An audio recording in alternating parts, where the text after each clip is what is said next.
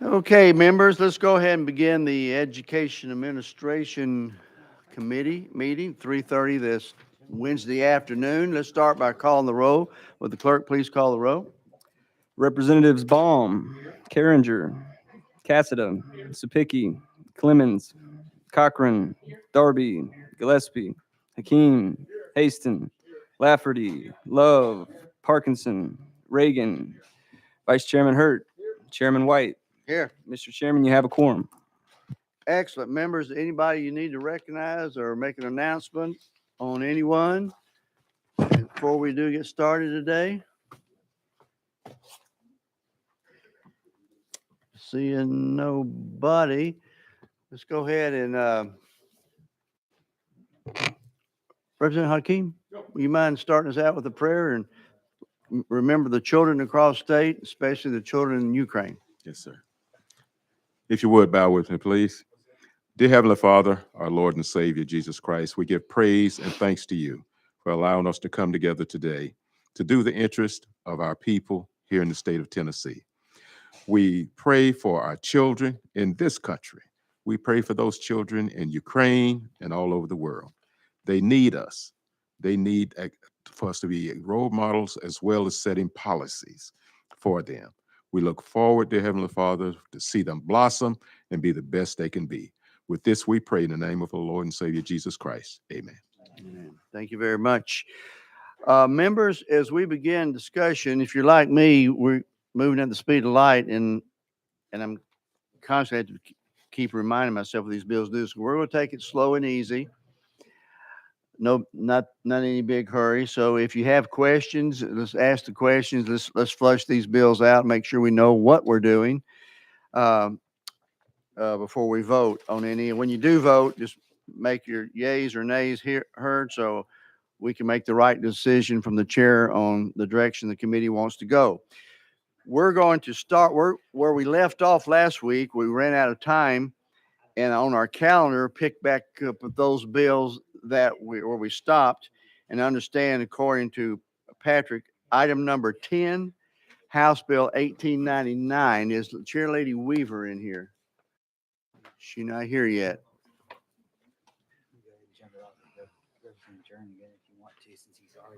Okay. Representative, let's do this until they walk in. Let's go to Representative Jernigan. You have, let me find your bill for 1 second. Which number is he? Number 1.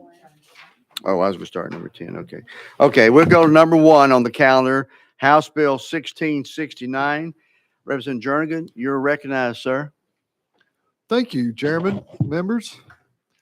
House Bill 1669 requires the Tennessee Higher Education Commission to submit a report to the governor and speakers of the Senate and House Representatives by December 31st, 2023 on issues of food insecurity among students at public institutions of higher education in this state, and identifies and describes efforts of the institutions to address food insecurity among students. In 2019, a study revealed that the University of Tennessee system that 33.8% of students were food insecure. That's 1 out of every 3 students at the University of Tennessee identified as food insecure. Chairman, I'm happy to answer any questions at this point, and look forward to a favorable outcome. Thank you, Representative Jernigan. I have the first question. Since this requires THEC to submit a report, have you spoken with them and everything good there? I have. They were encouraged. I worked with them 2 years ago. COVID got this, and we got to a point to where they're comfortable with legislation, and they're in support of it. Excellent. Members, questions of Representative Jernigan on his bill? Questions been called. Any objections? Hearing none. All those in favor of moving House Bill 1669 out to calendar rules indicate by saying aye. Opposed? Ayes have it. Thank you, sir. Thank you, Chairman. Members, have a good day. Thank you. How about item number 2, House Bill 2115? Motion is second by Representative Eldridge. You are recognized to present your bill. Thank you, Chairman. House Bill 2115 will remove a geographical proximity requirement for dual admissions. Students, after this is removed, they'll be able to dual enroll in community colleges or universities, regardless of what the proximity or their location is.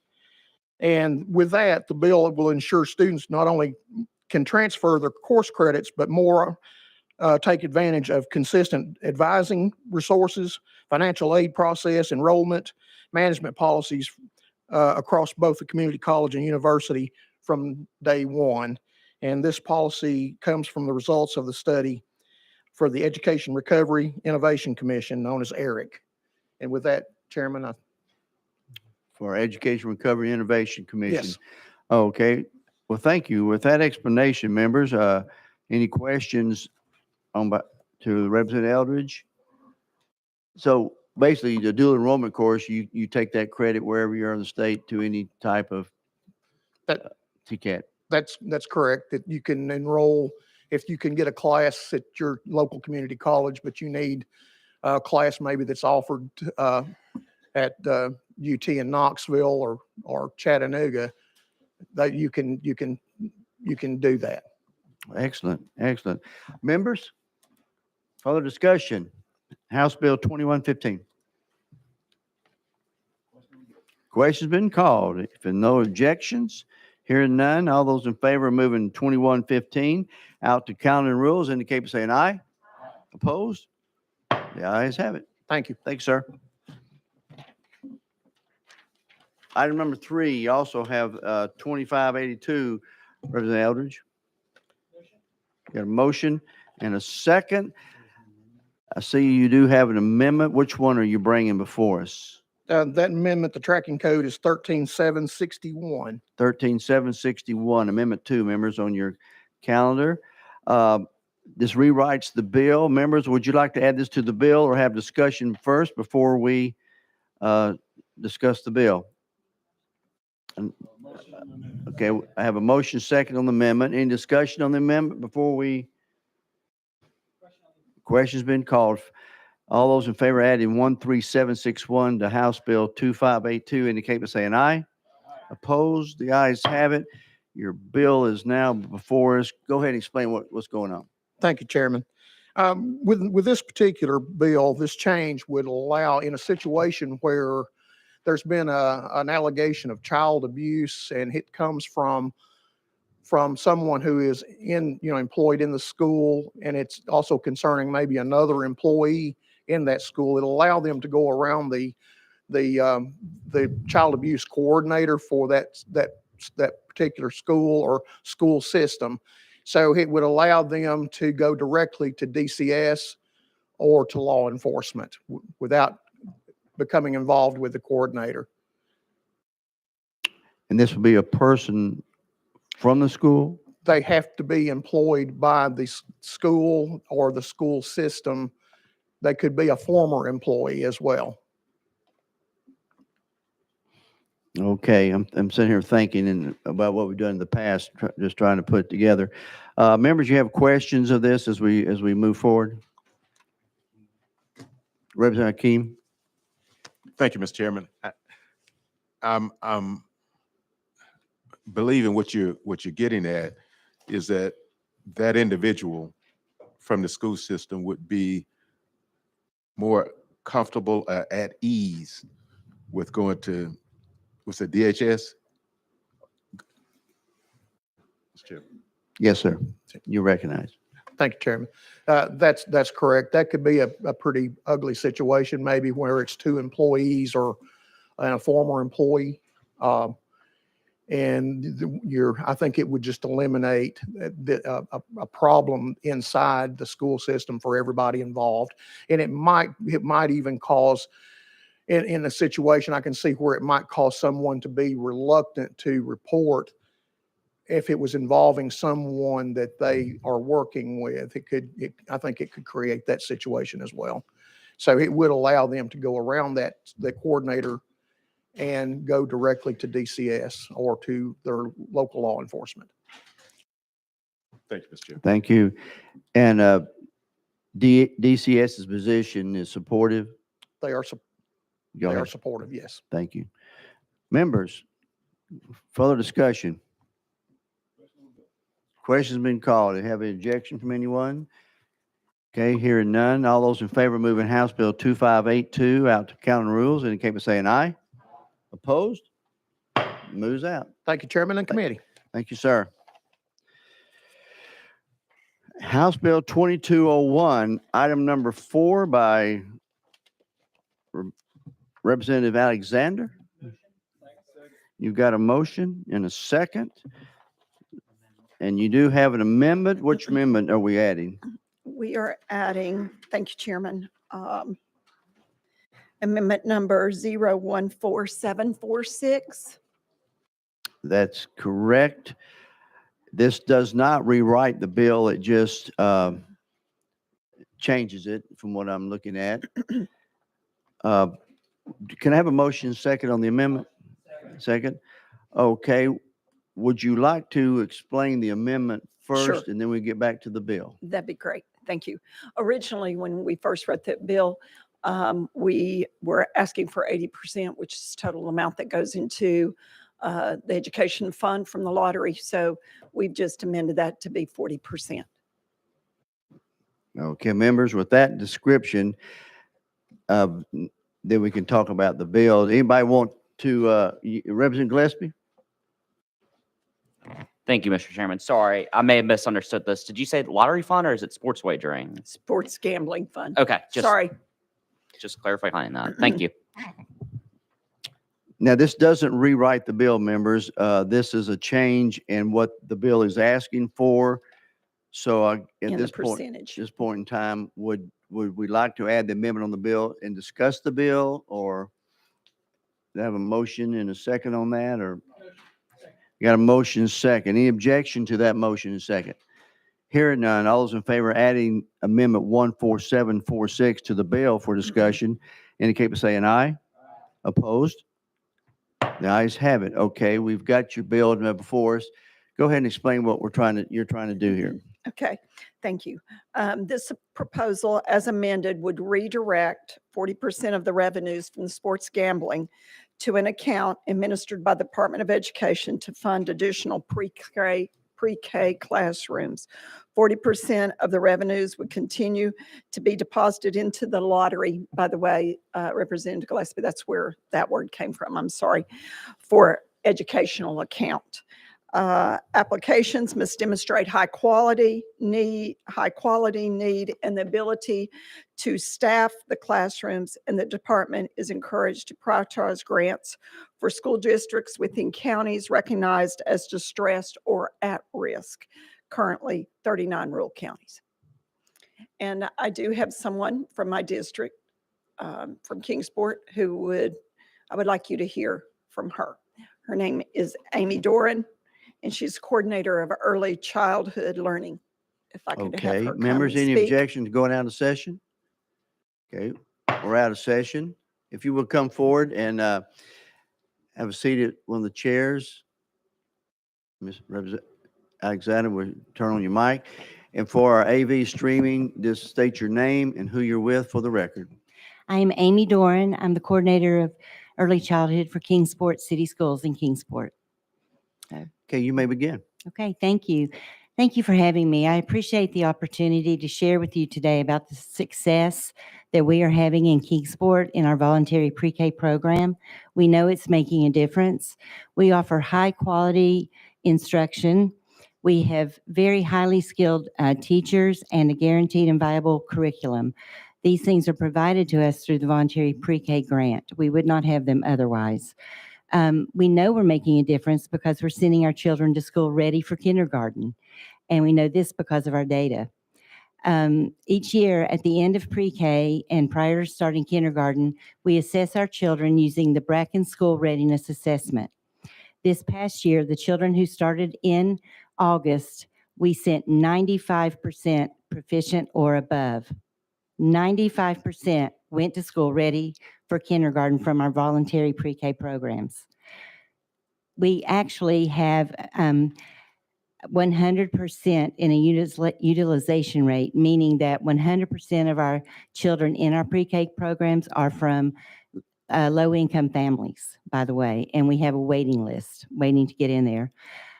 This year, halfway through the year, we did a mid-year benchmark assessment in February, just a few weeks ago, and we scored at 93% proficient and advanced already.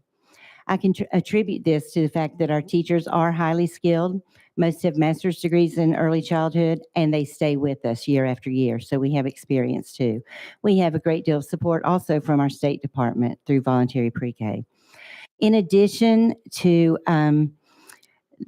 the children, we also embrace the families. We believe that the families are the child's first teacher, and we are their learning partner. So it's very important that we bring them into their child's learning. And by doing so, we feel like we are helping these children hopefully find their way out of poverty because we're educating them while we're educating their children. Unfortunately, I can only meet the needs for 200 children each year through voluntary pre-K. That's the funding that I have. And we have 600 kindergarten spots. So we are in our community meeting the need of 1/3 of our children. And I know there are children out there, I see their names on and addresses on our waiting list who are low income and are not in any type of program at all, starting kindergarten in the fall. So there is a need for some expansion. We also have been very successful with our children with special needs, students with disabilities. Because of voluntary pre-K, they have been included in our classrooms. We are 100% inclusive all day long. We actually have 50% special needs this year.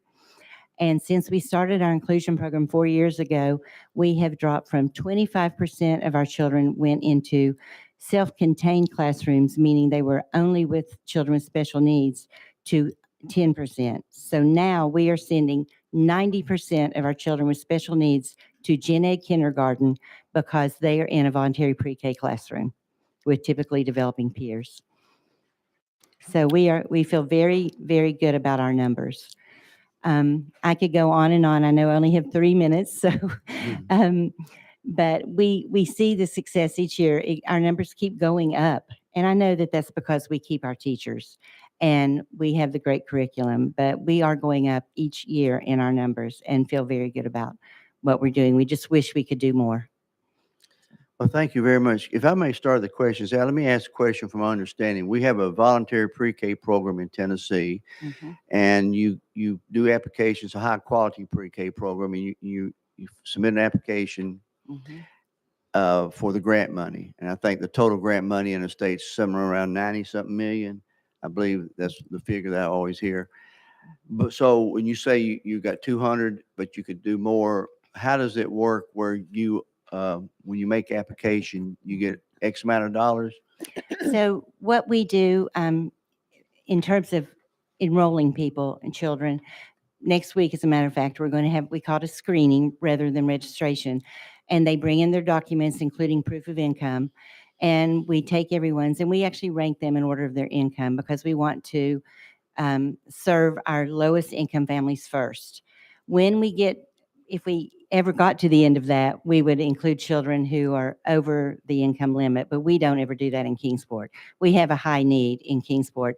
Like I said, I have 100% of low-income families in our programs. Even though everybody else, all the principals and teacher children also come and try to be part of it, but we can't do that. And then after that, I submit the grant application, and we do get a certain amount of money from whatever the state determines per classroom.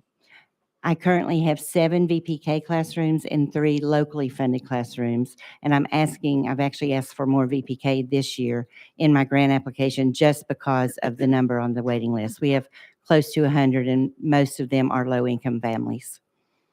Thank you very much. Members, any questions of our guest? We got Representative Chairman Lafferty, then we go to Chairman Hurt. Thank you, Mr. Chairman. Could you elaborate for me just a little bit what proficiency measures look like for the young ones going from pre-K, I guess, into kindergarten? Yes. So on the Bracken School Readiness Test, for a child to be proficient, they need to score 90% or above. And we have, and 90% to 95 is proficient, 95% and above is advanced. So we have 95% 5% scoring 90% or above. Let me, Yes, sir. Follow up. thank you. The number, I didn't frame my question well. Okay. What is it? What does that test look like? What are we're not checking their writing skills or their math skills, I'm assuming. Well, There's, yes, you are somewhat. It is very much school readiness. It tests the alphabet, letter recognition, number recognition, including double-digit numbers. It tests their knowledge of sounds. They count on this. They point to things. It really gets into vocabulary, which is mostly reasoning skills, which we do a lot of in voluntary pre-K. Things like point to the picture of the girl that is shorter, a lot of sizes and comparisons, colors, problem solving and thinking skills, which we do a lot of that in voluntary pre-K because we know that their brains are developing before they're 5 years old. And so we think that's our primary obligation that we have to do for these children, and they wouldn't have it otherwise. and Yes, sir. how many years has this program been going on? Well, the voluntary pre-K program has been a long time, and I'm sorry, I don't know that number, but I can tell you that in 2017, 2018, that school year is when the grant became competitive and everything changed. That's the year I came in 2016 at the tail end of that. And when the grant changed and it became competitive, the quality of voluntary pre-K just skyrocketed. The accountability that we have to not only our children and families, but to each other and to the state in order to ensure the funding is well used is it's a high mark. We have to reach a high mark to get that. And the quality is high. And I watched it change because I came in and I looked at the grant in 2016. I thought, wow, they just give us money. But in 2017, when I had to write it for the first time, it was highly competitive and we work hard for it. Last one, I think. Yes, sir. Thank you. You mentioned a long time. Are there measures of, say, the third graders today that came out of that program a long time ago? Have you got data on that to show how they stack up against their peers that maybe didn't go through that process? Well, I can tell you, I know there are studies out there that are talking about it and even bringing back old studies, but those studies are prior to the high quality that we are required to have now. It's prior to 2017 when everything changed. The children who started pre-K in 2017 are in the third grade right now. And so I'm looking forward to getting their scores at the end of the year when they do 10 ready. But I can tell you, I was privileged to see some preliminary data a couple of weeks ago, again, from a mid-year benchmark. We use something called ECCBM, which is a universal screener. And these were our third graders. And I looked up just a random sampling. I would love to have time to really look up everyone and plan to do that actually. But I just took a random sampling, and the majority of the children, what we look at in that is, are they at high risk, some risk, or low risk? Very few were at high risk. The majority were either very low risk or some risk, meaning that they were doing very well. Their reading levels were on grade level or slightly above. And that's preliminary data. So we So don't, that's changed since those children are the first group since the voluntary pre-K became the high quality that it is today. but we don't quite yet have something I guess would qualify as a prolonged Mhm. study to look at that's covered a few years yet. No, Okay, but I am working on that. Thank you. Appreciate it. Thank you very much. Chairman Hurt.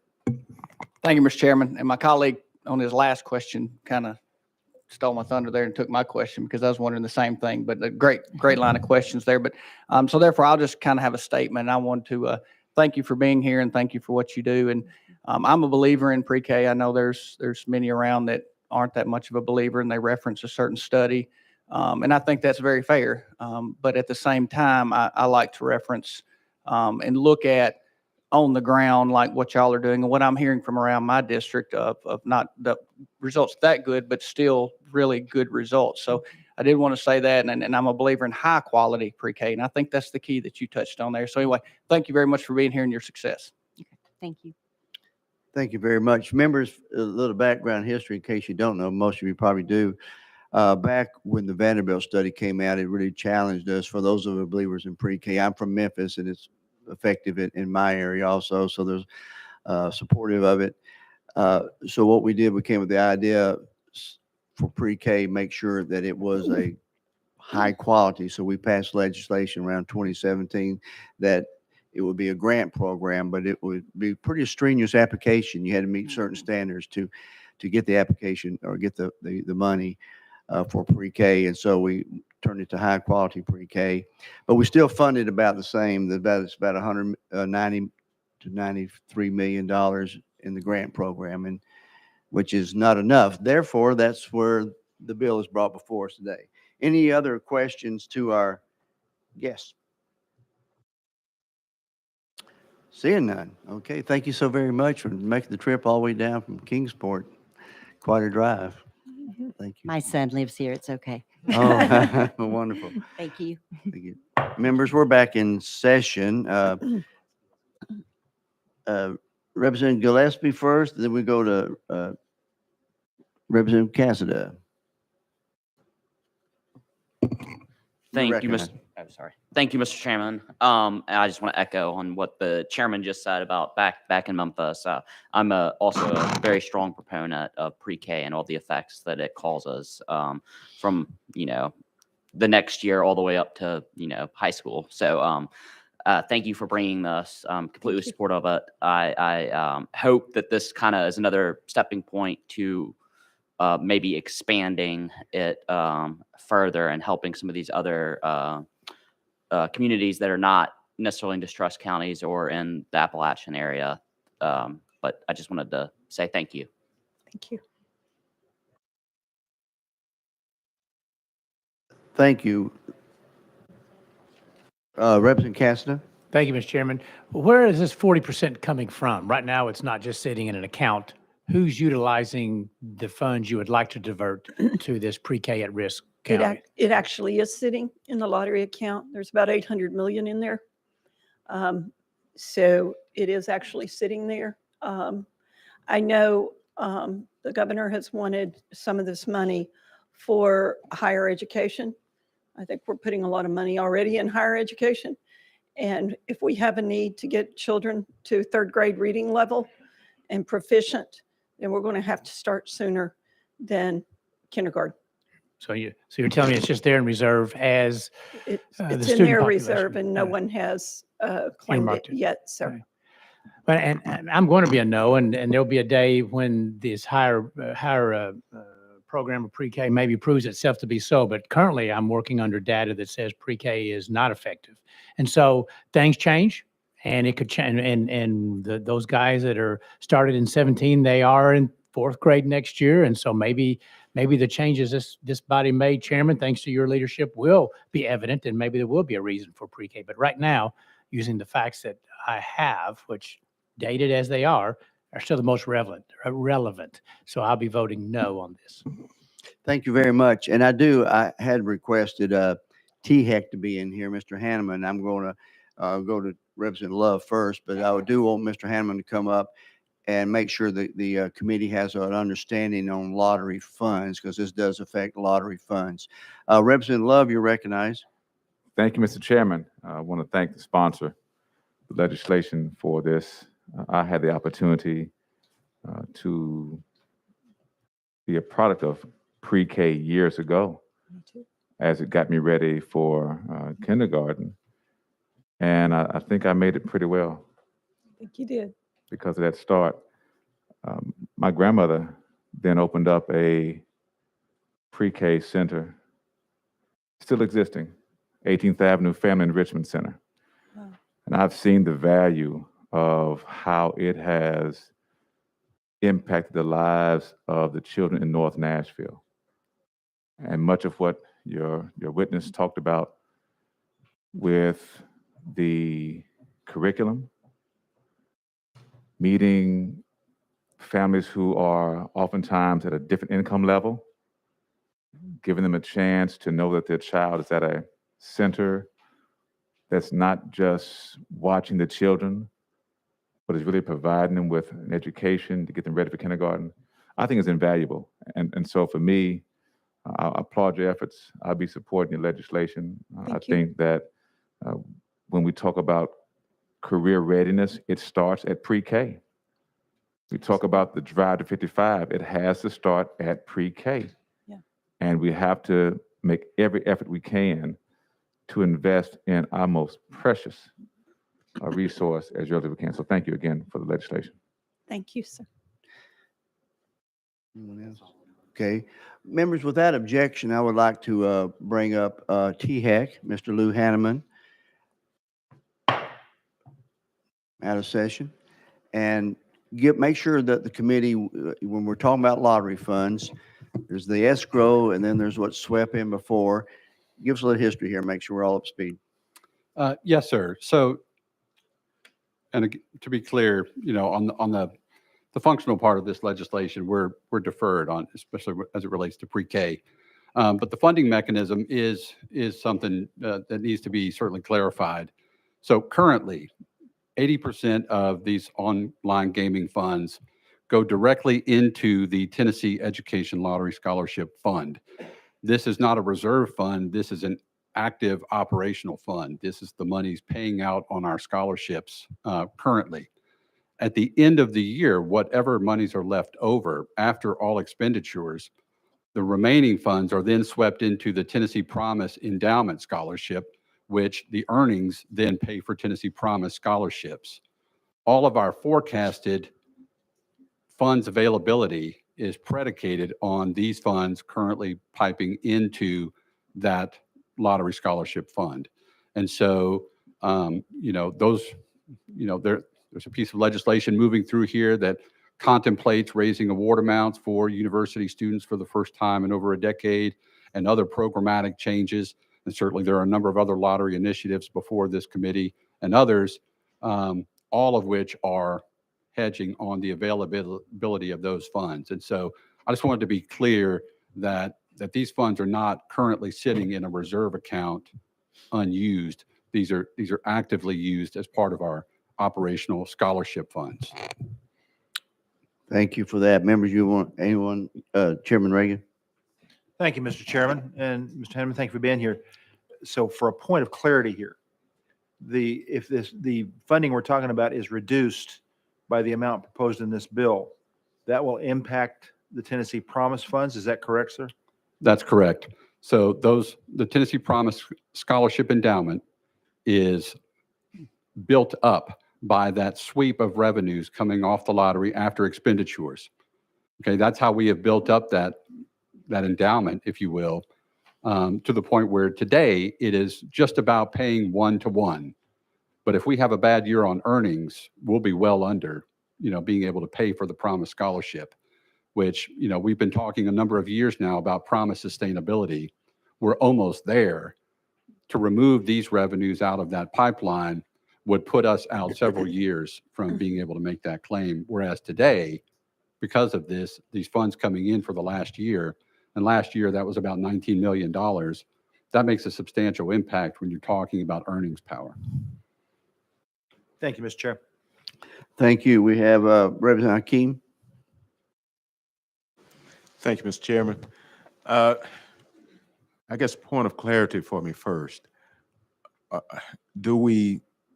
This money comes from wagering, not from lottery? I'm asking a question.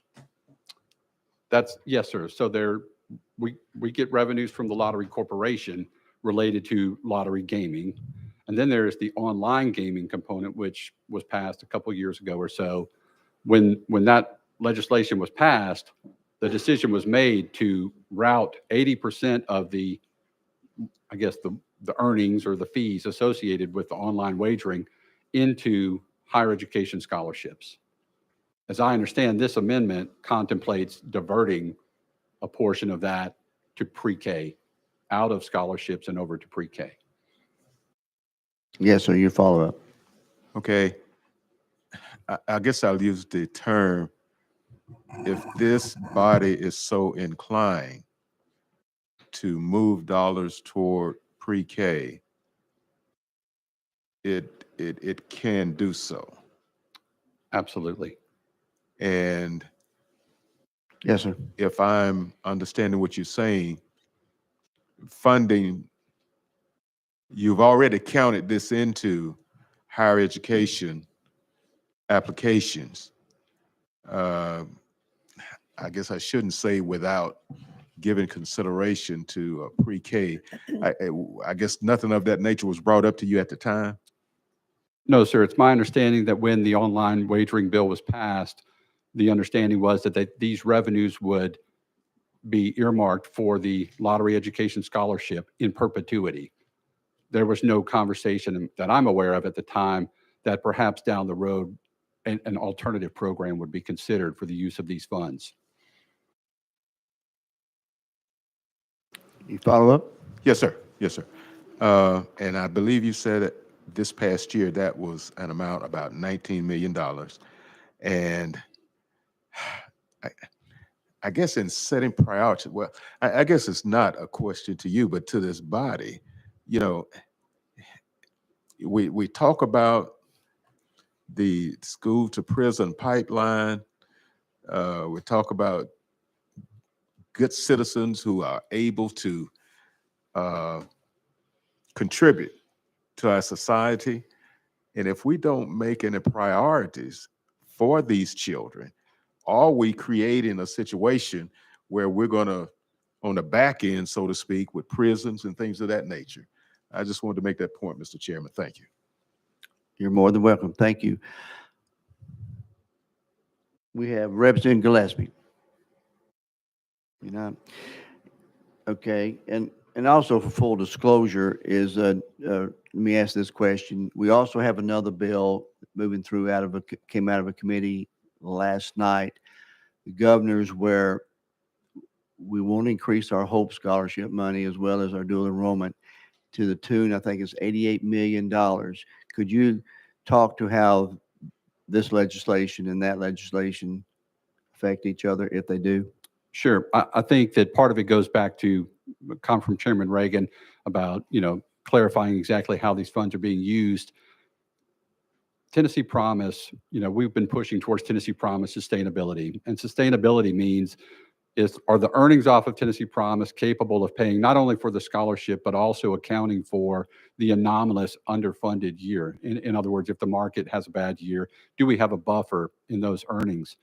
We are almost at that point, assuming that these revenues all remain the way they are, meaning the education for lottery scholarship funds come into this endowment, and the online gaming piece also feeds into that pool as well. There is a bill contemplated by this body, and it is for $88.6 million, I think. And, the ability to accommodate that within our existing revenues is predicated in large part on us having all of these revenues remain consistent.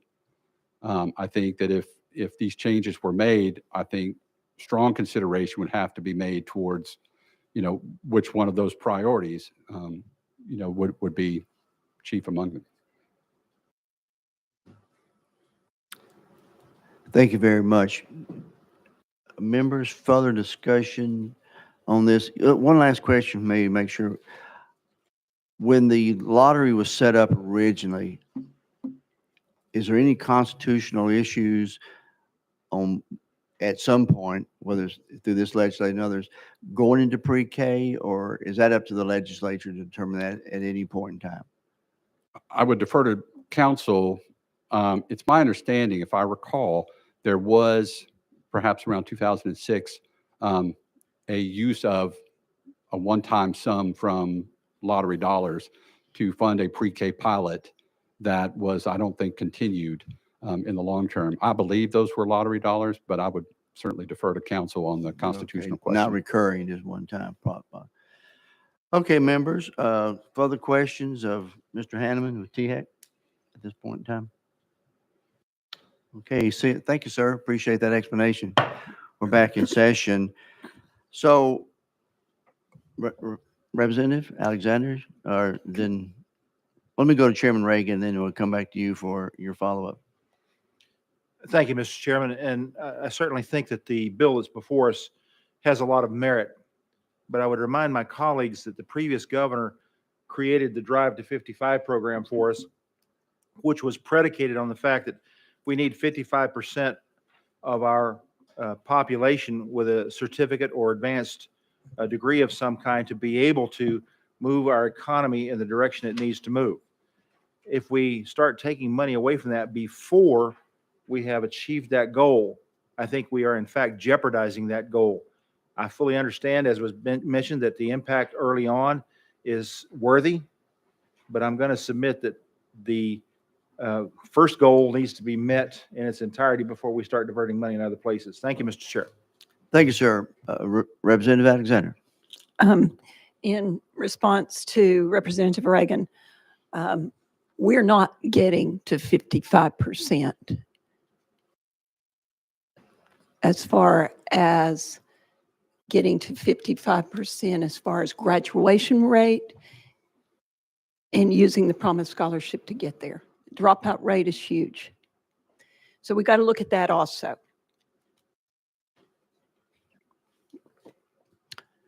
Okay. Anyone else want to, while we're on discussion of House Bill, Representative Chairman Lafferty?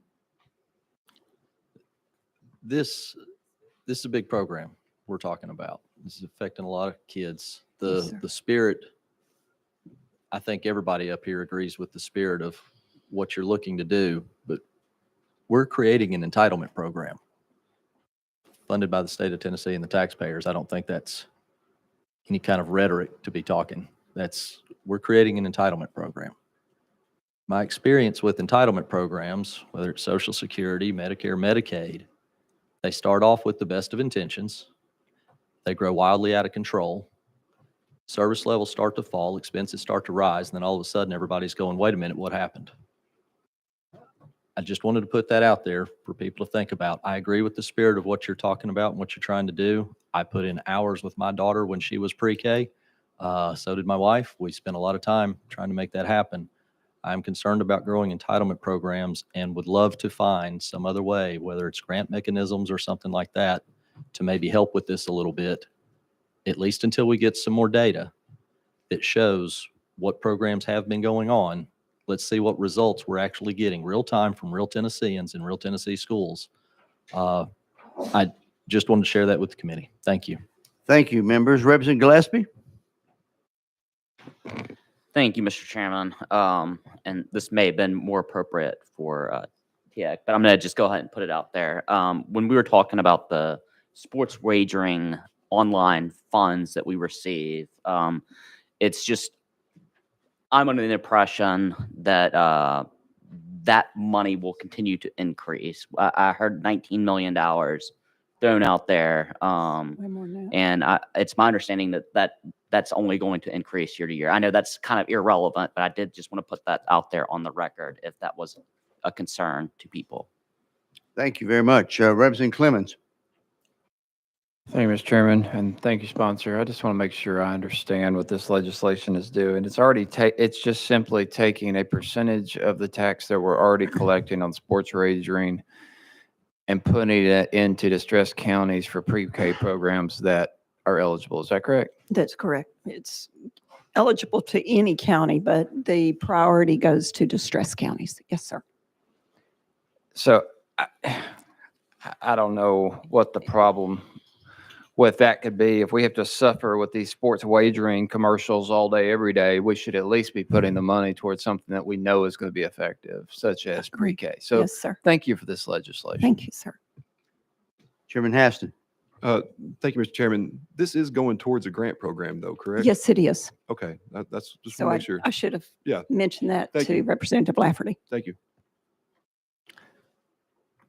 Okay, members, with the information you have before you, if we have enough, discusses enough for you to make a decision. I'm going to go back for one last comment from the representative, the sponsor of the program. You have anything to say before we possibly call for the question? Our children are our future. If we don't invest in them on an early age, they will never see the money for college because they'll drop out in high school if we don't get them ready by the time they get to kindergarten. so that they can learn to read proficiently by the time they're in the third grade. Thank you. A lot of good things. So many things come down to money. So that's our decision we got to make. Okay, members, any further discussion on House Bill 2201? Hearing none. Any objection to the question being called? Seeing none. All those in favor, and let your eyes be, let me hear it so we don't have to have a roll call. I don't care for roll calls. Though all those in favor of House Bill 2201 being referred to Finance, Ways and Means indicate by saying aye. Aye. Those opposed say nay. The ayes do have it. Moves out of Finance, Ways and Means. Thank you, committee. Thank you, Chairman.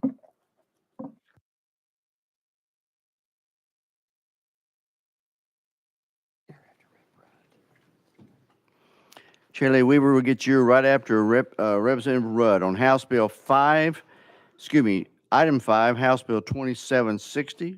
Representative Rudd, you got a motion and a second. I do not see amendments on this, so you got a motion second. You may explain your bill. It's a simple bill. This is brought to me by my school superintendent and school board members. As most of you know, larger school systems have alternative schools and smaller school systems have alternative programs in their existing schools. And that's where children with disciplinary problems, truancy problems, and other problems are sent to be specially educated. When these schools fill up or these programs fill up, they got no choice but to put them back into the school system or no other way to deal with them. This would allow them to use remote learning for disciplinary students, and that's what the bill does. Currently, they don't have that option. Members, with that explanation, questions? Question's been called. Objection to the question? Hearing none, all those in favor of moving House Bill 2760 to government operations indicate by saying aye. Opposed? The ayes have it. Thank Moves you, Mr. out. Chairman and committee. Since item 6 and 7 we're setting on the committee, let's go to item number 8. Skip over item 8. Let's go to item 10. House Bill 1899 by Chair Lady Weaver. Got a motion and a second. We do have an amendment. Could we get the right one on record? Surely. Thank you, Chairman and committee. The amendment that makes the bill is 14660. Got a motion, second amendment. Any objection to adding it to the bill, since it does make the bill, for proper discussion? Hearing none. Without objection, all those in favor of adding the amendment 14660 onto House Bill 1899 indicate by saying aye. Opposed? Your bill is amended. Let's go ahead and give us an explanation of what we're doing. Thank you, Chairman. Members, COVID was a emergency where we passed legislation to recruit teachers on a permit. And so this bill is for teachers that are already in place. We amended it. I worked with the department. They were gracious to work with me. And it authorizes a teacher holding a second or third temporary teaching permit to apply to the Department of Education for a practitioner license to continue teaching the course or subject area taught pursuant to the teacher's temporary permit under certain conditions. The legislation goes through those requirements.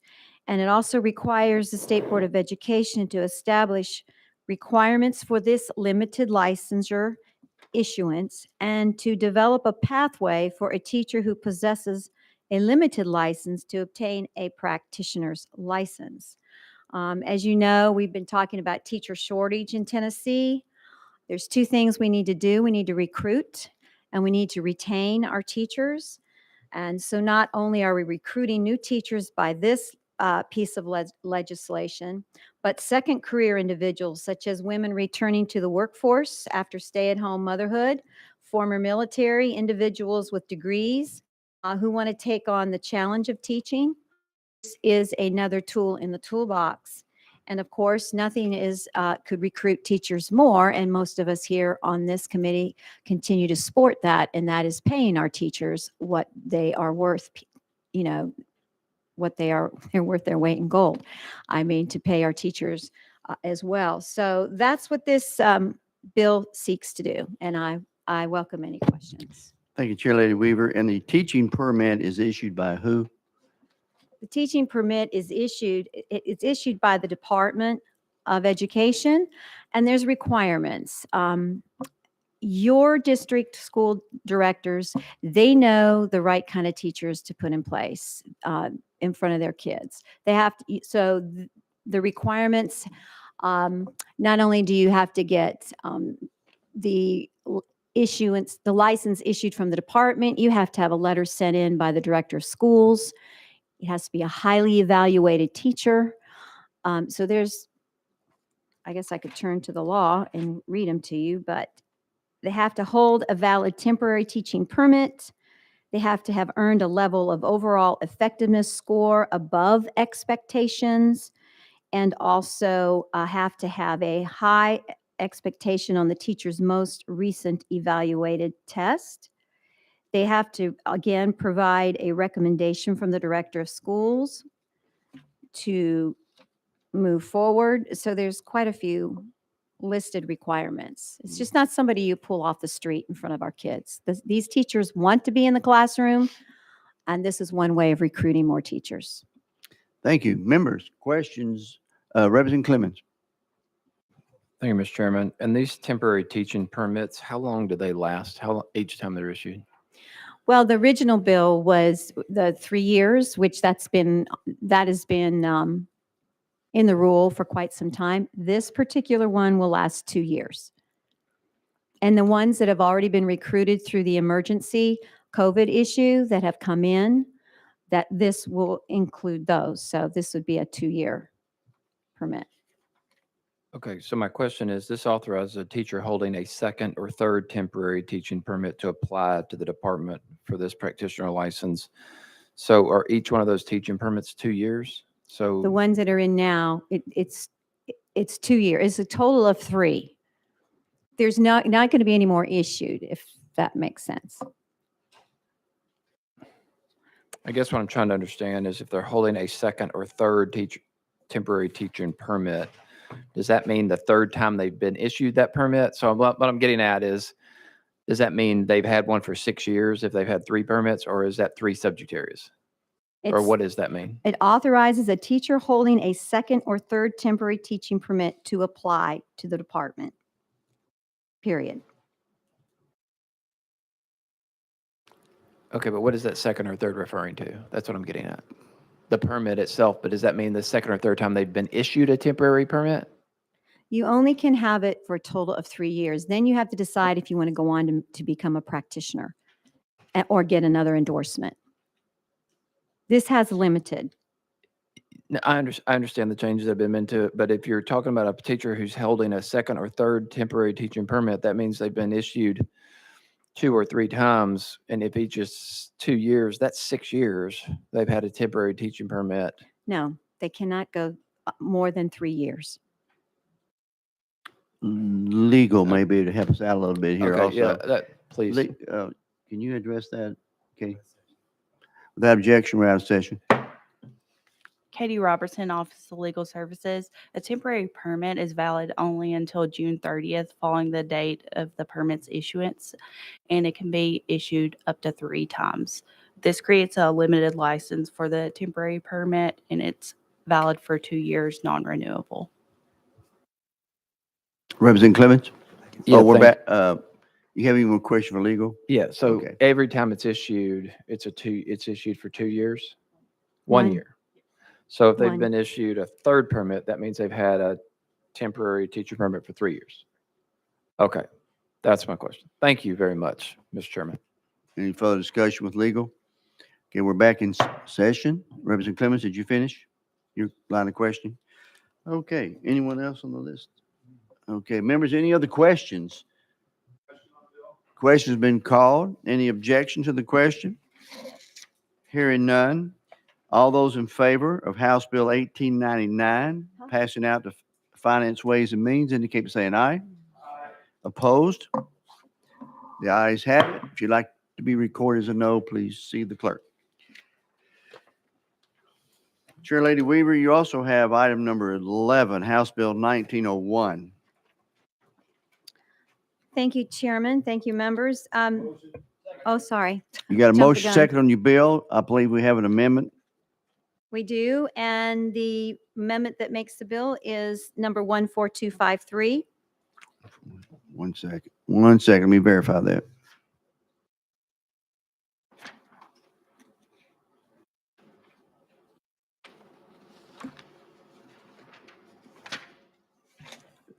Look at 13995. 14253 is on your next bill. We're still on House Bill 1901. I thought you said 1900. I'm sorry, I may have. We are on House Bill 1901. Oh, I thought you said 1900. Yeah, okay. Well, let me correct that. It helps if I get on the right bill, huh? Mhm. Sorry. House Bill 1901. Let me have a motion second again. You got a motion second. Now, what amendment are we working off of? Okay, we are working off of the amendment that makes Bill 13995. Motion second on the amendment, which does rewrite the bill. Any objection to the question and add it to the bill so for the proper discussion? Hearing none, all those in favor of 13995 being added to 1901 indicate by saying aye. Opposed? The ayes have it. We're now back on your bill. Go ahead and explain to us what we're doing. All right. Okay, this is House Bill 1901 as amended. This seeks to, it deletes the State Board of Education's emergency roles on the issuance of temporary permits and endorsement exemptions, and it authorizes the Commissioner of the Department of Ed to issue certain temporary permits and endorsement exemptions for individuals to teach in the school year of 22-23 and 23 and 24. It also requires the Department of Ed to report to the education committees of the Senate and the House on the number of endorsement exemptions and temporary permits issued at the end of the 22, 23, 23, 24 school years. Oh, and excuse me, 21 and 22 as well. So since we had such a, let's see if I can find that. Bear with me here. We had such an uptick in permits issued during the COVID scenario.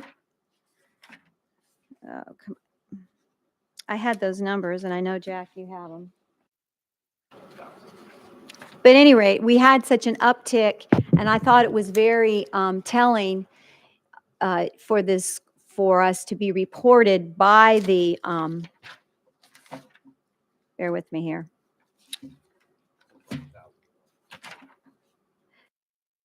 That the department reports to the education committees how many permits and waivers we are getting every year. That's very telling because it tells us there is a need for this and how successful the program is.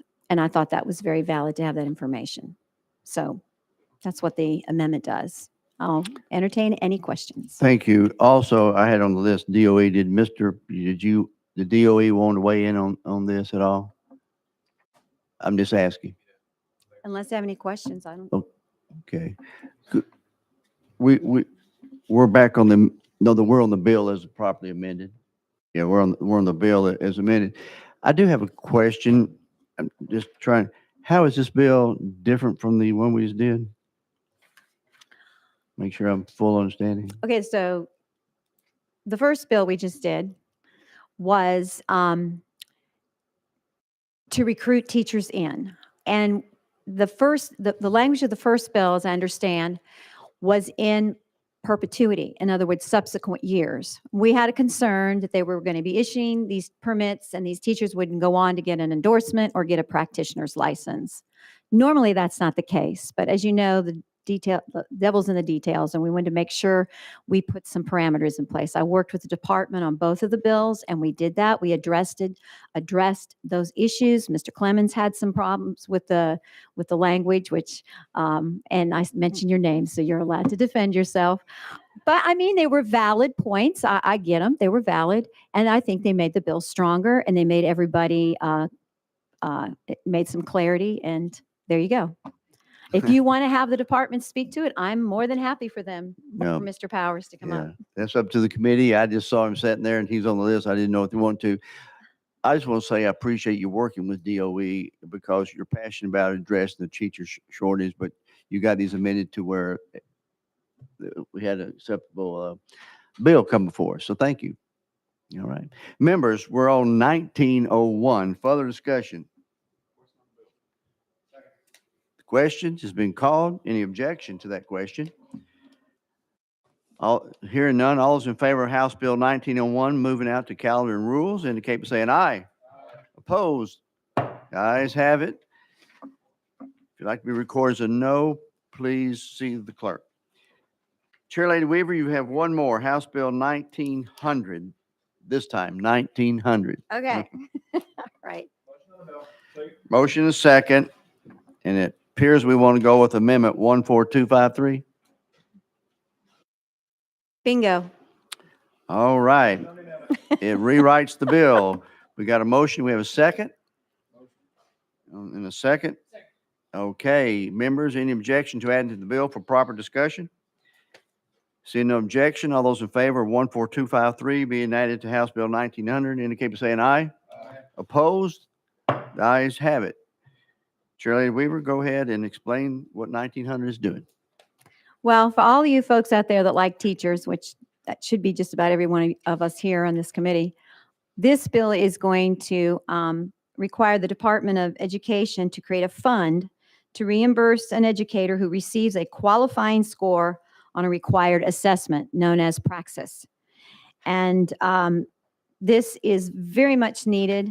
We mandate an assessment test to prove the teacher knows the content. This bill will reimburse after the teacher passes that test. And sometimes that cost can be up to $450 numerous times, and it comes out of the teacher's pocket. So I figured if we're going to require it, then by golly, we should pay for it. And that's the bill. Okay, there's the explanation, members. Representative Clemens. Yeah, thank you, Mr. Chairman. I just wanted, since we all love teachers here, I just wanted to, in the spirit of what my teachers did when we played bingo, I have your piece of candy here for getting bingo. So come get it after. Gee, thanks. Okay, we had a question called on the bill. Any objection? Hearing none, members, we're now voting on House Bill 1900. All those in favor of it going to government operations indicate by saying aye. Opposed? The ayes have it. Moves out of. Thank you, Chairman. Thank you, members. There you go. Okay, as we continue to go through the calendar, let me see if is Chairman Todd here? Item number 14. We will roll. We'll roll that to the Hill. Is Representative Harris here for item number 16? He is not here. We're going to roll item 16, 2822 to the Hill. Let's just go back.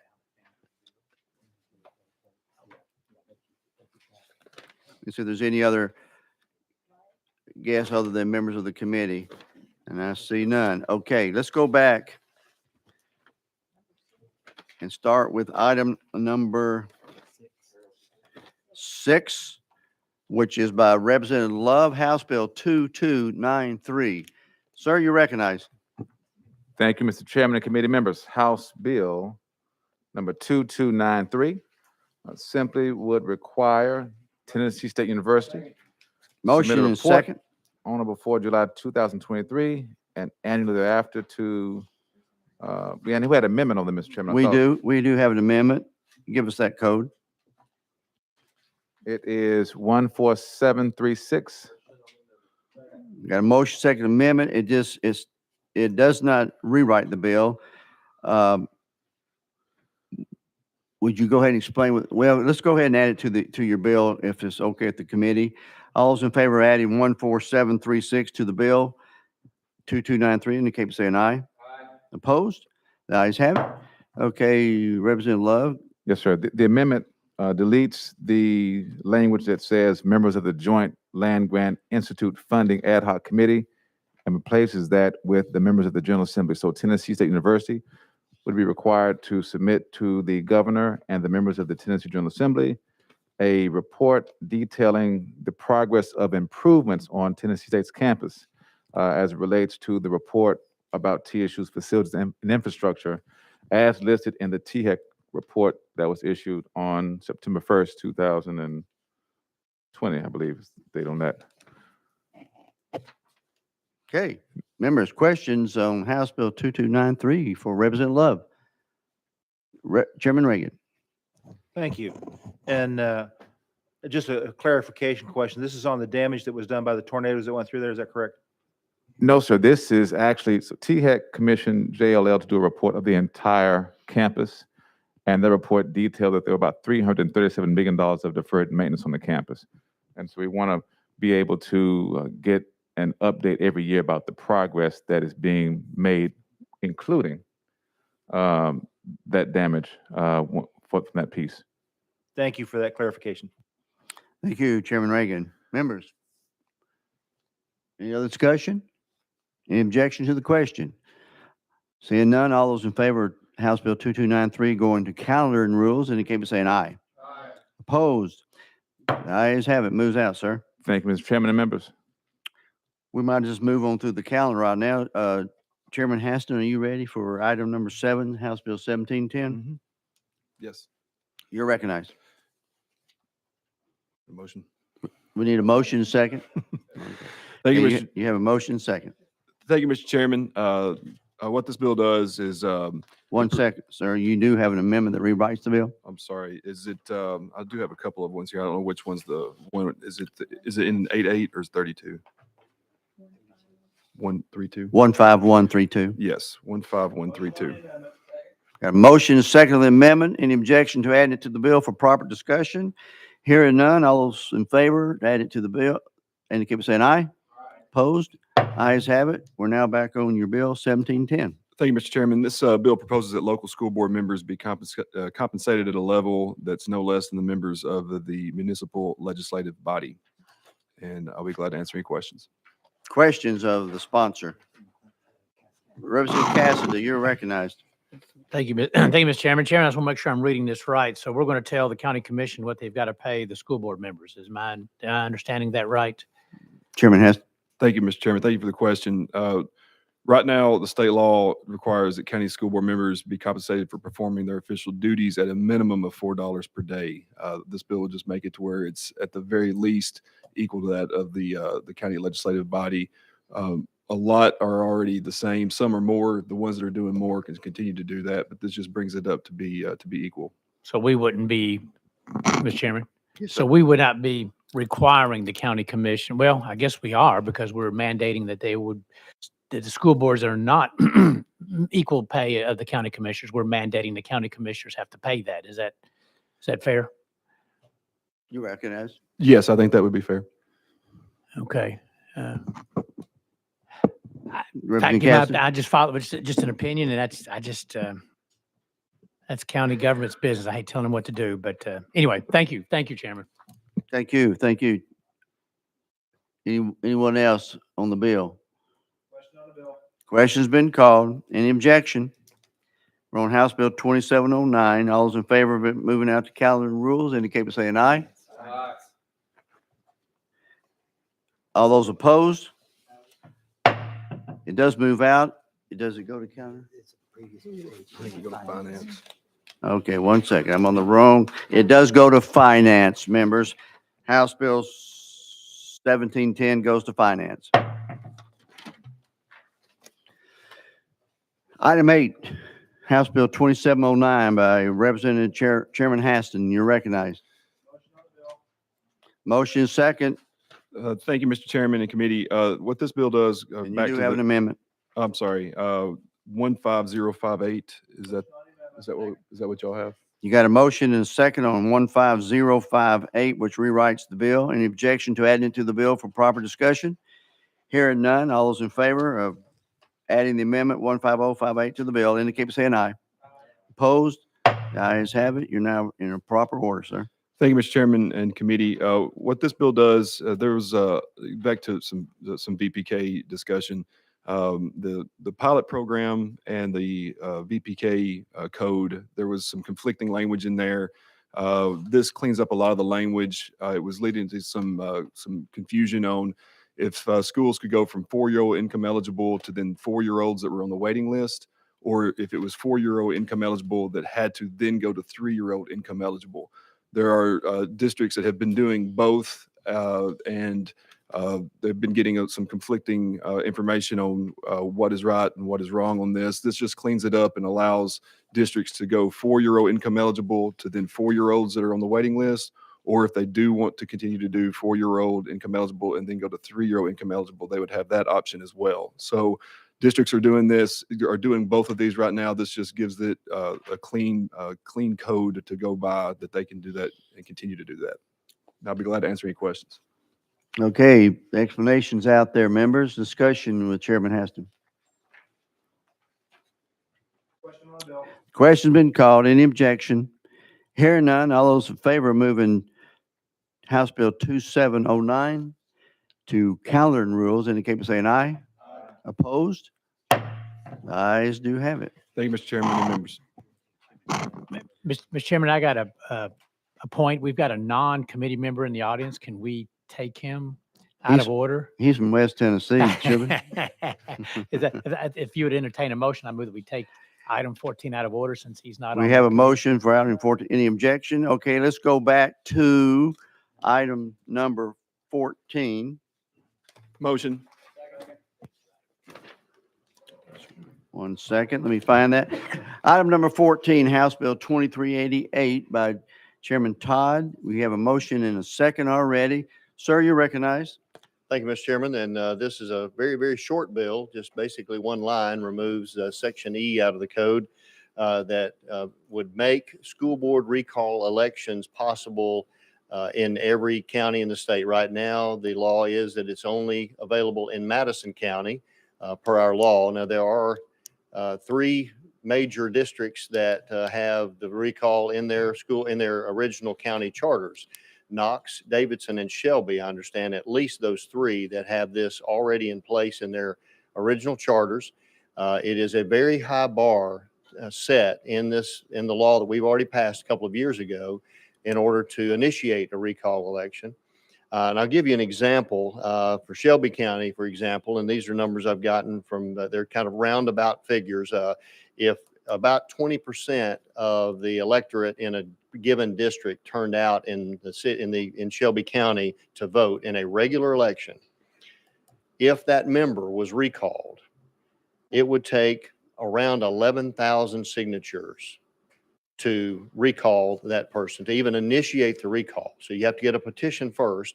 66% of the total number of positive votes that member got in the previous election would have to sign their names on a list that had to be verified by the Election Commission. And if they reach that bar, 66%, then they would go to an election.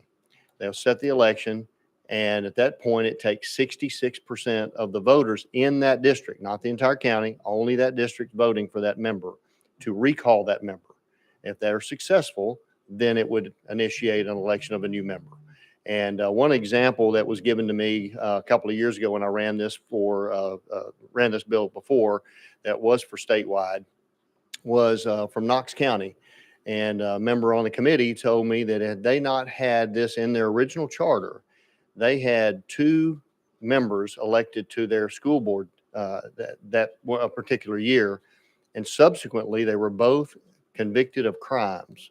And they would have, without this charter or without this provision in their charter, they would have had 2 criminals serving on their school board. And I don't know if they went to jail or anything else, didn't get a lot of the details, whether they physically were even able to serve or not.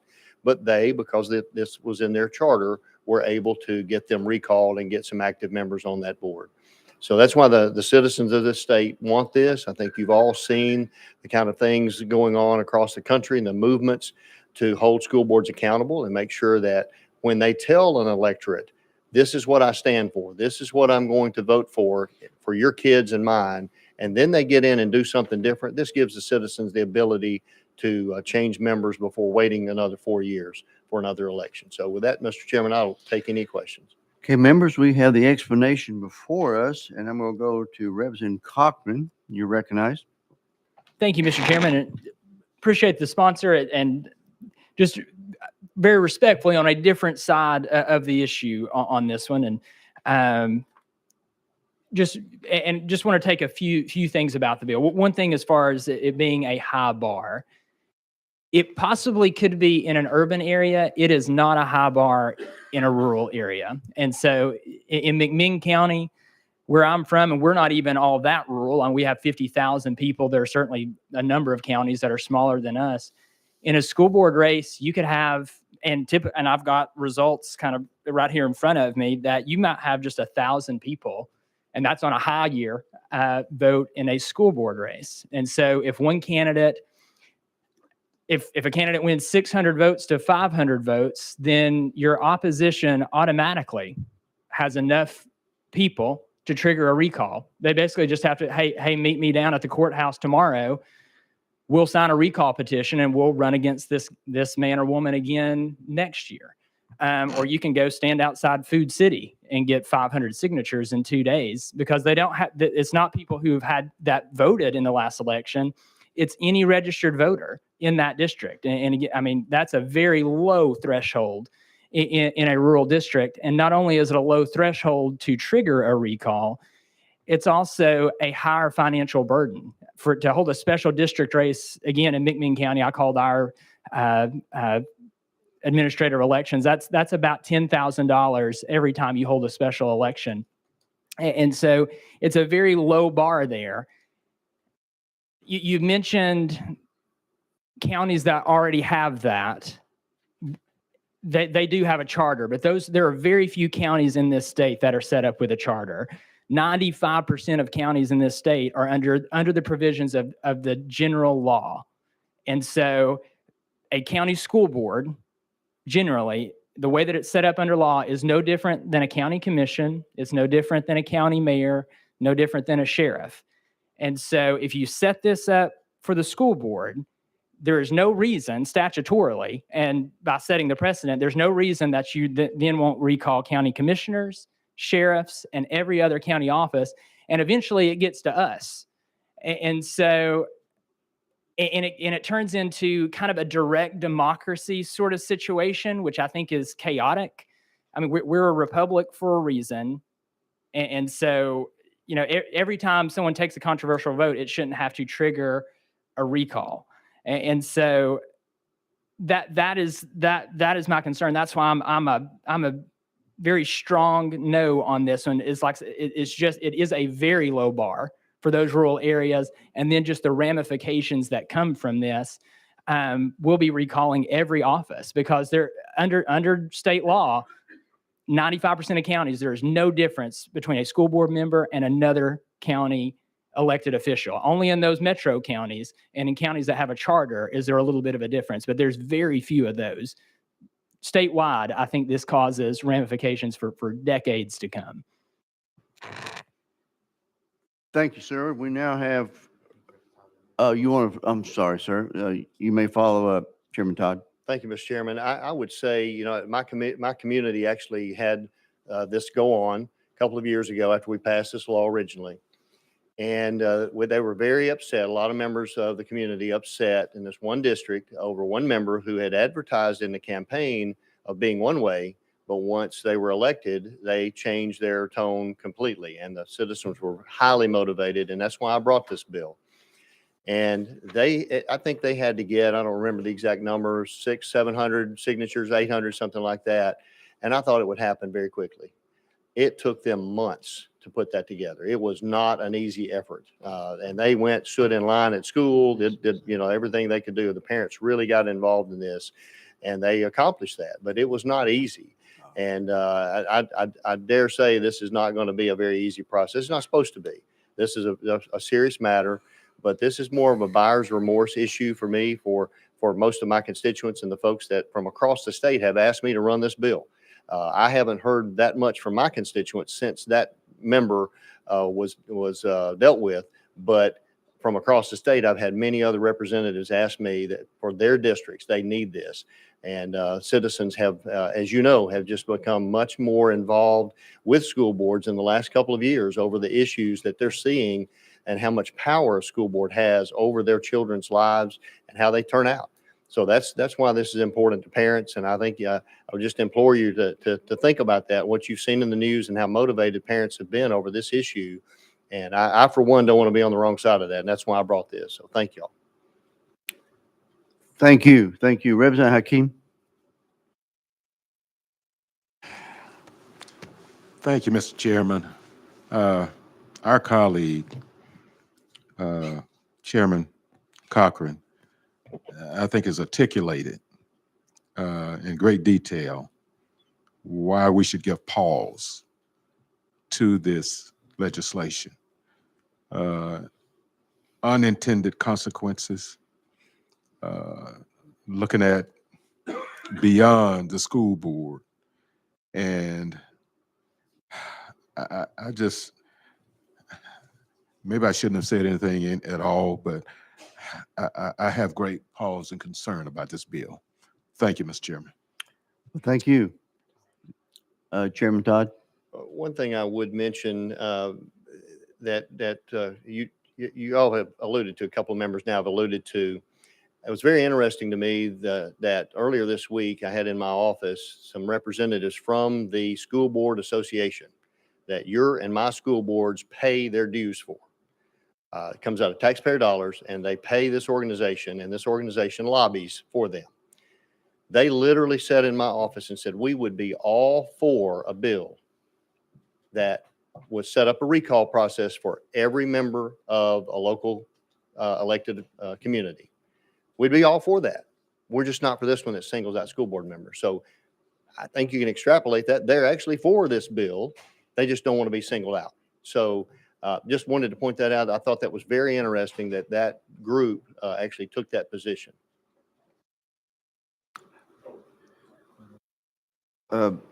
See who was we talked to. Did you want to follow up, Representative Hakeem? Then we'll come back to Cochran.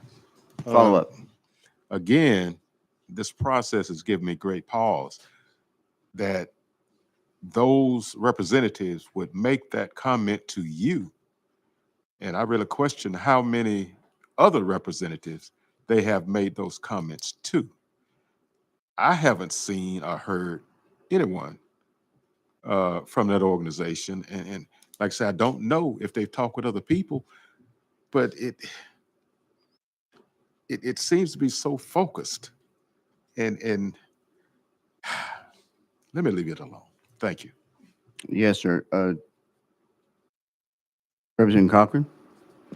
And just to that point, and they may have said that, no, I'm not disputing that, but that actually adds to my fear that we pass this and then those organizations will say, well, well, the heck with it. I mean, we can recall school board members. Let's recall the rest of them. Like that's actually speaking to my point. I'm afraid once we cross this threshold, then they say, well, hey, let's do it for county commissioners, sheriffs, mayors, and we're just having recall elections all the time. That kind of speaks to my fear that they would support that once we pass it, once we pass this threshold. And then just one other quick thing. For someone who is a criminal, for an elected official under general state law, if someone is elected, they commit a crime, there are procedures. It's called an ouster suit. And so if someone does something egregious, there are procedures under current state law. You have a petition signed, you go through the county attorney, you do an ouster suit. So and that's a pretty rare occurrence, but there are measures in place to handle that situation.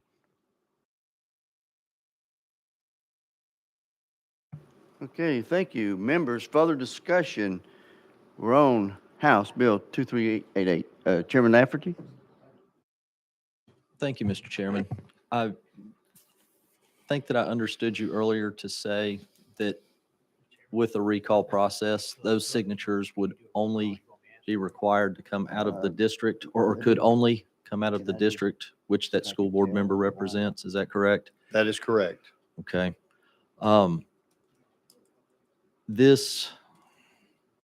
The problem that I have with this, we've all been in a position up here that we've had to take hard votes.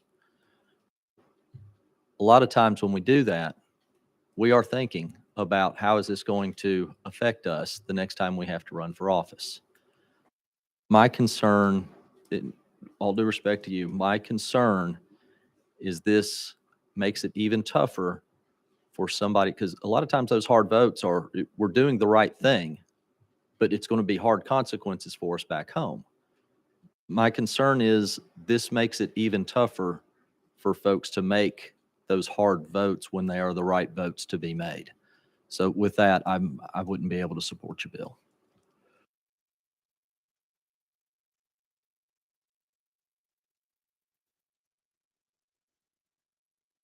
Chairman Todd. I don't know that I have anything else, but I do think that, again, from the feedback I've gotten since this bill was passed 2 years ago, and then what I've gotten in the last year, wanting it changed so that it could be statewide, there are a lot of folks out there that really want this passed, and they're going to be watching this. That's what I've been told. Now, I don't know if they've shared that with the committee or not, but that's what I've been told in the public for the last several months. We have Chairman Reagan. Thank you, Mr. Chair. And to the comment that was made by one of our colleagues about ouster suits, I had the occasion to observe one of those going on in my own district. It's a very expensive proposition for a private citizen to bring an ouster suit. That private citizen starting point is a minimum of $5,000 to get it rolling. So requiring an ouster suit is something you've got to have somebody who's well-heeled enough to do it to begin with. And it does take an extremely long time. Eventually, that ouster suit that I was watching was settled, but it was settled years after the fact. The implications that we're talking about here, if you have someone who is criminally convicted, I don't see that we should have to pay for the opportunity to kick them out. So from that standpoint, I think the opportunity to recall them is a better solution in that, yes, it costs the county potentially to hold another election, but that's spread across all the taxpayers, not one individual. Thank you, Mr. Chair. Thank you, sir. Let's go to back to Representative Cochran. And you mentioned that's my response is yes, ouster suits I suppose could be expensive if triggered by a private individual. Now other elected officials can trigger that as well, but special elections are also very expensive, and that's on the taxpayers. So, but.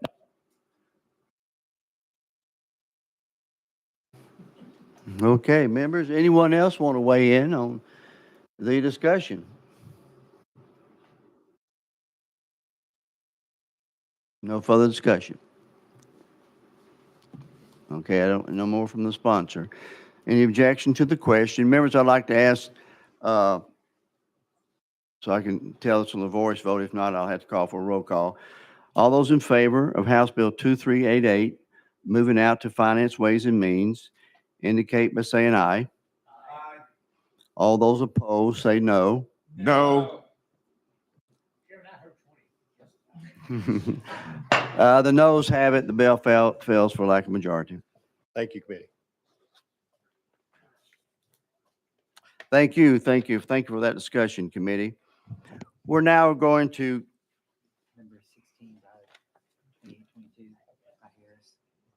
Oh, I see. Item 16, House Bill 2822 by Representative Harris. You're recognized, sir.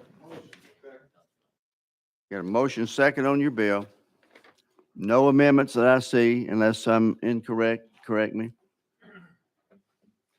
Chairman, there aren't any amendments on the bill. I know we had a lengthy discussion about this bill, and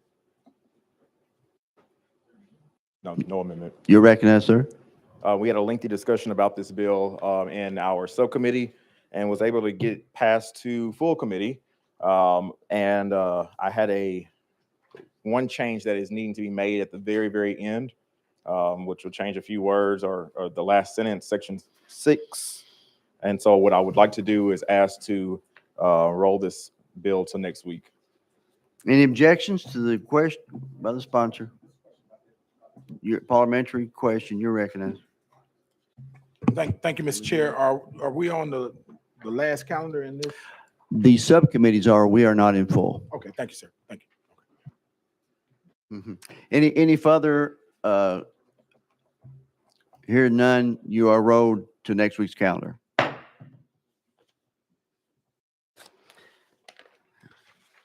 go back and whoever.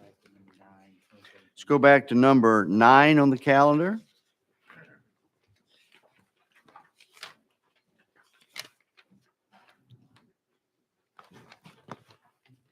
House Bill 2710 by Chairman Reagan. Sir, you're recognized. You got your motion second. Thank you, Mr. Chair and Committee. I bring before you a rather simple bill. However, it is one that has far-reaching impacts in terms of doing good things for our military members and those serving in the National Guard and Reserves. Essentially what this does, and before I get too far into this, I'll mention that this was brought to me by the University of Tennessee. Essentially what this does is allow the universities in our state to give military affiliated, which means active duty military personnel, reservists, members of the National Guard, and Reserve Officer Training Corps program cadets, a break, if you will, of in-state tuition. Many of our military members move around, and as such, they keep their residence, their official residence, usually in the state from which they entered the military, regardless of where they are living as a resident now. This bill simply recognizes the fact that because of their nomadic lifestyle, that they may be living here in Tennessee and want to take courses here and have to leave and come back, the universities can then recognize them and still give them in-state tuition. I will also mention that the impact on our state in terms of funding is going to be minimal because military members who've served more than 180 days are qualified for something called the GI Bill education benefits. All this does is just make up any gap that would be between the tuition charged by any of our institutions and what they got from the GI Bill. With that explanation, I stand ready to answer questions. Okay, I've got a question. Anybody have an objection to that question? Hearing none. All those in favor of House Bill 2710 going to calendar and rules indicate by saying aye. Opposed? The ayes have it. Moves out. Chairman Reagan, you have one more. Let me, while you're up there, let's go to number 16. Item 15, House Bill 2568. You got a motion and a second. You're recognized. Thank you, Mr. Chair and Committee. Again, I bring to you a rather straightforward and simple bill. All this bill does is require transparency for the employees to be able to address grievances. It does not change any grievance processes. What it does is require that grievance processes be posted on the website so that everybody can see what they are. Changes nothing about the way they handle it. By the way, I should mention also it's higher education institutions, forgive me, so that anybody can see what is required of them if they wish to file a grievance. With that explanation, I stand ready to answer questions. That explanation, members. Discussion. Question's been called for. For all those in favor of House Bill 2568 going to calendar and rules indicate by saying aye. Opposed? The ayes have it. Thank you, Moves Mr. out, Chair sir. and Committee. Committee, let's look at item number 13, House Bill 2365. Chairman Hurt, you're recognized. Thank you, Mr. Chairman. House Bill 2365 authorizes a child under 24 years of age to receive a 25% discount on tuition to any state tuition of higher ed if the child's parent is a full-time educational employee in any public school in Tennessee. So right now, if they're a certified teacher, their child gets a 25% discount to state institutions, and this would add or full-time educational employee. I feel that we have many members of our education systems, assistants and others employed that work extremely hard to benefit our kids and our students. And I want to give them an opportunity to be on a fair playing field with other certified teachers. So with that, I'll take any questions, Mr. Chair. Okay, thank you very much. May I ask you a question on the fiscal notes? Any thoughts on that? Thank you, Mr. Chair. Absolutely. We obviously have a fiscal hurdle, as many bills do, but I'd appreciate the opportunity to have that discussion on behalf of the other employees of our educational system that work for our students every day. Thank you. Members, questions of our sponsor? I don't hear any, so without objection to the question, all those who would like to see House Bill 2365 move out to Finance, Ways and Means indicate by saying aye. Aye. Opposed? Ayes have it. Moves out, sir.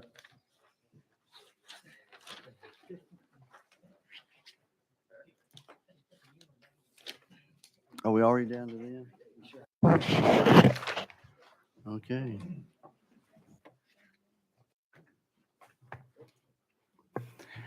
Okay, members, that brings us to House Bill 2138 by Chairman White. Do I have a motion and a second? I have a motion and a second. Chairman White, you are recognized. Oh, I think we have an amendment on that, Chairman White. Yes, 13702. Motion is second on the amendment. Members, if you're okay, we'll put that on the bill and then discuss the bill moving forward. Any objections?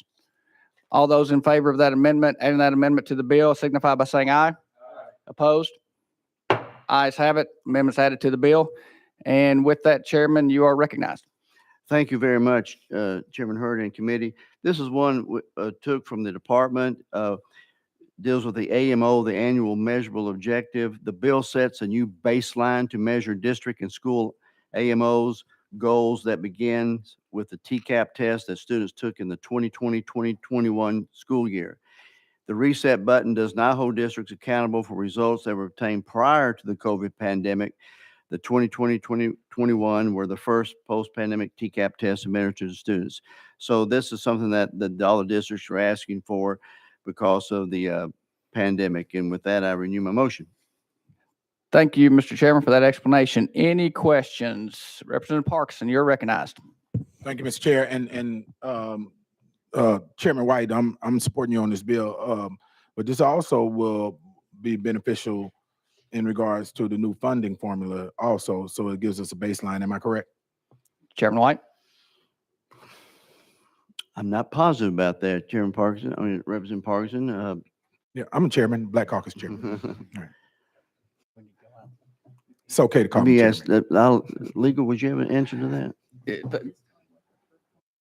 Yeah, I think this is more of the performances. I don't think it would affect that, but go, you're recognized, sir. I'm sorry. And thank you for that. And what I'm referencing is, I believe that there's a tie to AMO to funding, but I'll leave that alone, and so we can get this bill passed, so it won't cause too much conversation about it. So, thank you, Mr. Chair.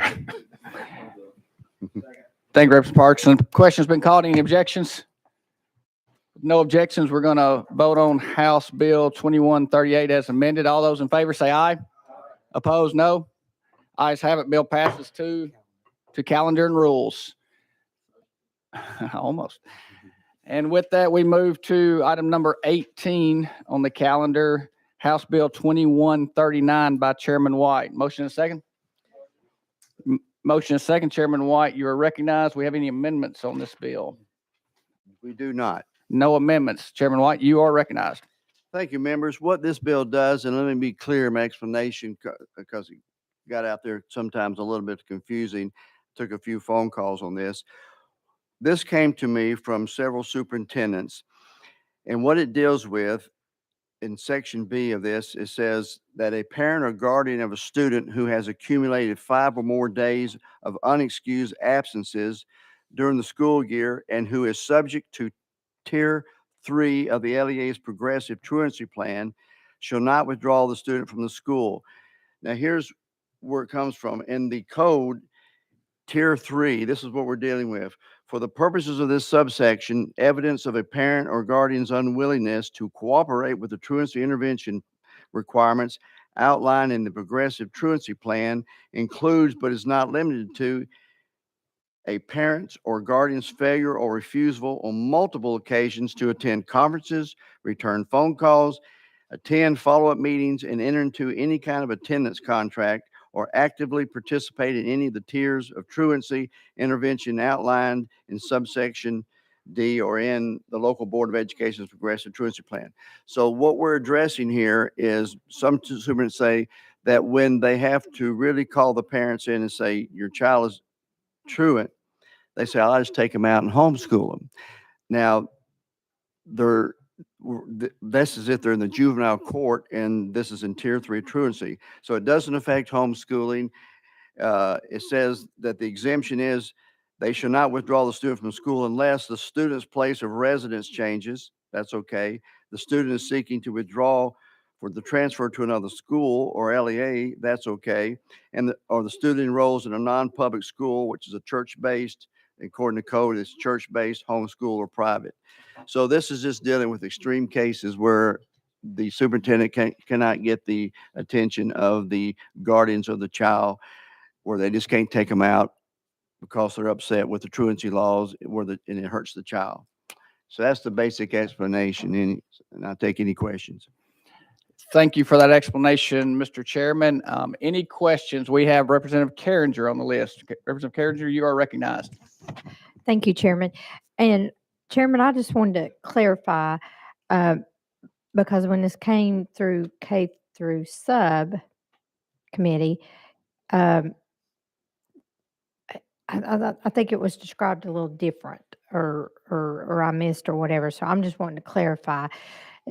First, it was kind of like if your child had missed 5 days, not 5 days consecutive, but just 5 days, and something changed, and a parent is working out of town or something, and they realize that this is not working. And I've got calls from people in my district opposing it, and all, and homeschool parents, and just different situations in their families where they did have to kind of make a sudden change that was best. So I just want to clarify. So now you're saying it's really more kids who are in juvenile or have had, or Chairman White, you recognize. Yeah, and I apologize.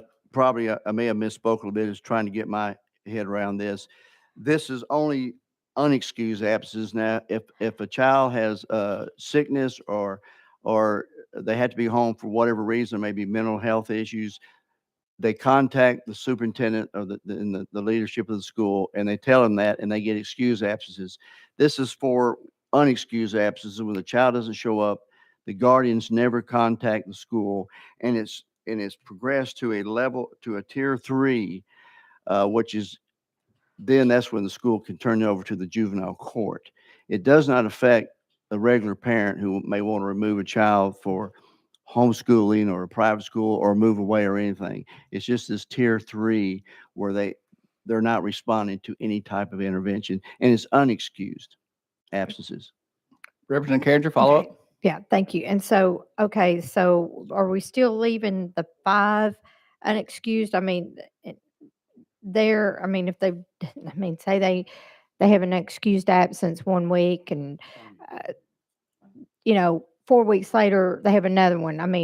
I'm just trying to clarify, because for my people in District 16, this was a concern, and it was kind of like if you came in and you said, I want to homeschool my child, then you would have to get the okay from the schools and all to be able to do that. So I just want to make it very right. I just want it clarified so that everybody in my district, as well as state of Tennessee, really understands exactly what this is. Right.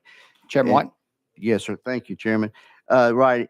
And what you're asking for, that's all this is the 5 excuses already in code. This is a truancy level, a tier 3.